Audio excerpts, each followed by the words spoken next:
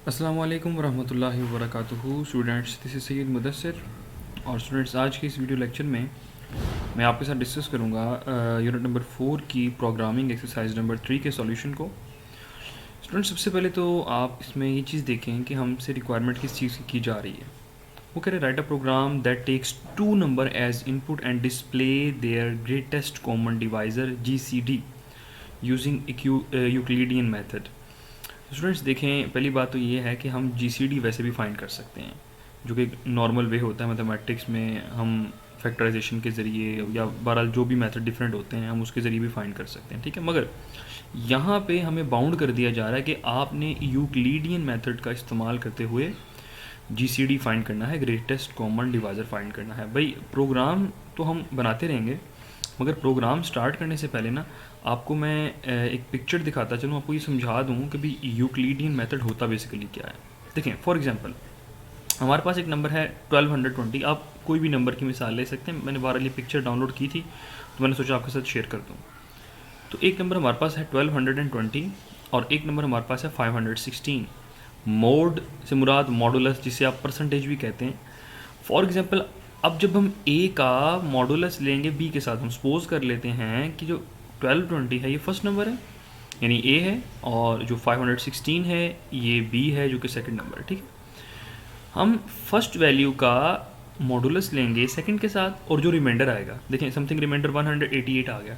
बाद में हमने करना ये है कि जो बी वाली वैल्यू है उसको हमने डिवाइड यानी मॉडुलस लेना है किसके साथ, रिमाइंडर के साथ। फिर हमारे पास फॉर एग्जांपल देखें, यहाँ पे हमारे पास बी वाली वैल्यू असाइन किसको हो गई, अगेन ए।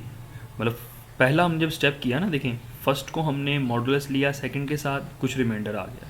उसके बाद स्टूडेंट्स हमने सेकंड वैल्यू को फर्स्ट बना दिया यानी ए बना दिया, और जो रिमाइंडर है उसको हमने क्या बना दिया, बी सेकंड बना दिया। फिर से हमने फर्स्ट का सेकंड के साथ लिया, समथिंग कुछ रिमाइंडर आया, हमने वही अगेन काम किया। हमने सेकंड वैल्यू को फर्स्ट बनाया, रिमाइंडर को हमने बी बना दिया, एज इट इज़। ये तब तक करते रहेंगे जब तक आपका रिमाइंडर ज़ीरो नहीं आ जाता। तो उसके बाद जो हमारे पास लास्ट डिवाइज़र होता है, मतलब कि सेकंड वैल्यू लास्ट डिवाइज़र, वो हमारे पास ऑब्वियसली क्या होता है, GCD, यानी जो लास्ट में हमारा फर्स्ट को साइन हो जाएगा। उम्मीद है कि आपको समझ आ गया होगा। बहरहाल आइए हम स्टार्ट करते हैं, अपने प्रोग्राम की जानिब चलते हैं और मैं आपको प्रोग्राम बना के दिखाता हूँ। sharp include stdio.age int main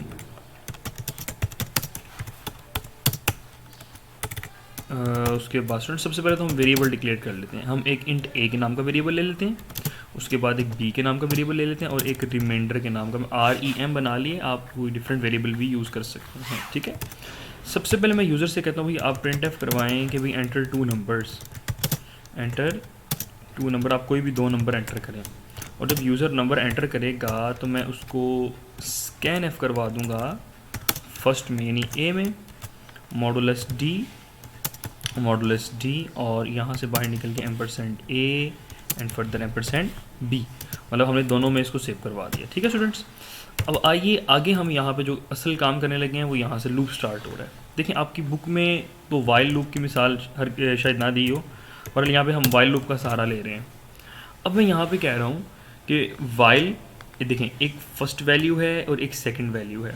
मैं कह रहा हूँ सेकंड वैल्यू जो है वो ग्रेटर देन ज़ीरो है। ये लूप कब तक चलेगा, ये स्टूडेंट्स लूप तब तक चलेगा जब तक आपका बी जो है ज़ीरो से बड़ा रहेगा। तो इस लूप की बॉडी के अंदर हम आते हैं, और इस लूप की बॉडी के अंदर आके हम एक काम करते हैं। हम कहते हैं कि रिमाइंडर जो है वो बराबर है कि आपने ए का मॉडुलस ले लेना है किसके साथ, बी के साथ। तो स्टूडेंट्स देखिए, मैं दोबारा पिक्चर ओपन करके दिखा देता हूँ आपको। यहाँ पे दिस वन देखें, ए का मॉडुलस लिया हमने बी के साथ, समथिंग कुछ रिमाइंडर आ गया। अब हम आगे करेंगे ये कि जो बी वाली वैल्यू है उसको हम क्या बना देंगे, ए। तो ज़रा गौर करें, हम यहाँ पे करते ये हैं कि हम कहेंगे भी ए जो है वो किसके बराबर है, बी के, और फर्दर जो बी है, देखें बी को हमने क्या बना दिया है, रिमाइंडर। तो मैं कहता हूँ कि B is equals to REM। B किसके बराबर है, रिमाइंडर के बराबर है। तो ये हमारा लूप तब तक चलता रहेगा स्टूडेंट्स जब तक ये b ग्रेटर देन ज़ीरो रहेगा। फॉर एग्जांपल यहाँ पे देखें आप दिस वन, बी जब तक ग्रेटर देन, देखिए यहाँ पे जैसे ही बी ज़ीरो हो जाएगा ना, कि ये वाली वैल्यू इसको साइन होनी है बी को, तो जब बी ज़ीरो होगा तो वो लूप में नहीं जाएगा, उसे बाहर निकल आएगा। तो यहाँ पे अब इस लूप से मैं बाहर निकल के प्रिंट एफ करवा देता हूँ, प्रिंट एफ जी सी डी इज़ मॉडुलस डी, और यहाँ से हमें आप बाहर निकल के दे देना है ए को। ठीक है, याद रहे कि आप ए को देंगे, क्यों? क्योंकि ज़रा गौर करें, मैं आपको समझाता हूँ। यहाँ पे जो हमारे पास लास्ट में रिमाइंडर आएगा दिस वन 0, ये असाइन होगा बी को, और जो बी वाली वैल्यू वो साइन होगी ए को।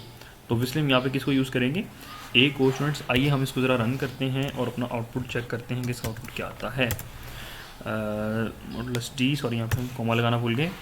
आइए दोबारा रन करते हैं इसको। देखें मैं अपने पास से नंबर तो नहीं ले रहा हूँ, मैं इसी पिक्चर के नंबर ले लेता हूँ। देखें एक 1220 और एक 516 है, तो मैं 1220 और एक 516 को एंटर करता हूँ। तो स्टूडेंट्स देखें उसने हमें GCD क्या दे दिया है, आप वाज़े तौर पे देख सकते हैं GCD इज़ 4, जो कि हमारा पिक्चर में दिखाया गया है।